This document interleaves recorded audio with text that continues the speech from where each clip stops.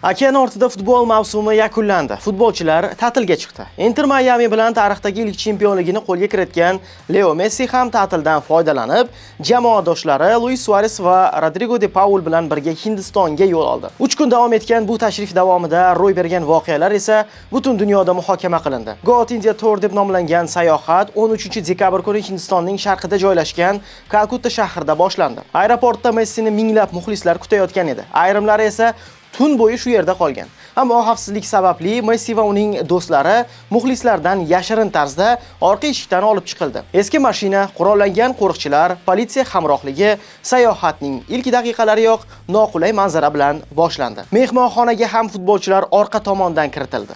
Kalkuttada Messi sharafiga o'rnatilgan 20 metrli haykal ochilishi bo'lib o'tdi, ammo shu marosimda shaxsan qatnasha olmadi. Futbolchi masofadan turib pult tugmasini bosdi va o'z haykalini ekran orqali tomosha qildi. Asosiy tadbir esa 70 ming tomoshabin sig'adigan Salt Lake stadionida o'tishi kerak edi. Afishada Messining 75 daqiqa davomida muxlislar oldida bo'lishi, ko'rgazmali o'yin, musiqiy shou, penaltilar seriyasi va taqdirlash marosimi rejalashtirilgan edi. Ammo rejalar amalga oshmadi.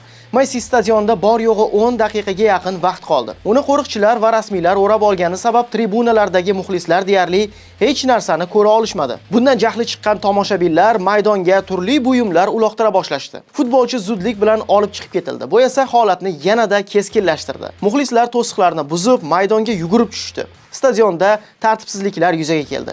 Keyinchalik G'arbiy Bengaliya bosh vaziri Mamad Banerjee uzr so'radi. Tadbir tashkilotchisi hibsga olindi. Chiptalar uchun to'langan pullar qaytarilishi e'lon qilindi. Shunga qaramay Kalkuttaga Messini ko'rish uchun butun mamlakatdan, hatto qo'shni davlatlardan ham odamlar kelgandi. Ayrim muxlislar asal oyini bekor qilgan, boshqalari esa oilasi bilan ajrashishga ham tayyor ekanini aytgan. Bu safarni tashkil etgan Satadru Dutta Messi bilan shaxsiy uchrashuv va surat uchun 9,5 million rupiy talab qilganini ochiqlagan. Bu mablag' mamlakatdagi o'rtacha oylik maoshdan 100 lab barobar yuqori edi.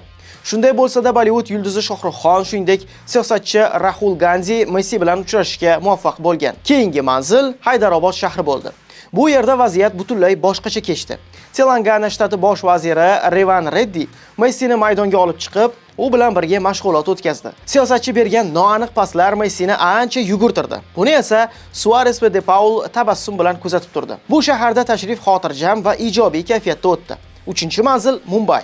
Bu yerda stadion yana to'la bo'ldi. Tribunalarda hatto Cristiano Ronaldo futbolkasida kelgan muxlislar ham bor edi. Messi mahalliy kriket afsonalari Sachin Tendulkar va Rohit Sharma bilan uchrashdi. Sovg'alar almashildi va futbolchi kriket o'yinini tomosha qildi. Goat Tour Hindiston poytaxti New Delhida yakunlandi. Aruna Jetli stadionida 35 ming tomoshabin yig'ildi. Shuningdek, 16-asrga mansub Puran Kila qal'asida fotosessiya o'tkazildi. Messiga qator milliy sovg'alar, kriket futbolkalari va taklifnomalar taqdim etildi. Futbolchilar mahalliy o'yinchilar bilan birga maydonga ham tushdi. Tashrif davomida Messi Hindistonning eng qudratli oilalaridan biri Ambanilar xonadoniga ham bog'liq bo'lgan tadbirda ishtirok etdi. Aniqrog'i, u milliarder Anand Ambani tomonidan tashkil etilgan Vantara nomli hayvonlarni muhofaza qilish markaziga tashrif buyurdi. Bu yerda Messi maxsus mehmon sifatida kutib olindi. Mahalliy loyiha bilan tanishdi va Ambanilar oilasi vakillari bilan shaxsan uchrashdi. Tur davomida Messining Hindiston bosh vaziri Narendra Modi bilan uchrashuvi ham rejalashtirilgan edi, ammo Modi xorij safarida bo'lgani sabab bu uchrashuv amalga oshmadi. Shundan keyin Messi, Suarez va De Paul Miamiga qaytib ketishdi. 3 kunlik safar shu tariqa yakunlandi. Unda hayrat, mojaro, qolaversa muxlislar uchun unutilmas lahzalar jamlangan edi. Lekin bitta savol paydo bo'ldi. Messi yana Hindistonga qaytib kelarmikin?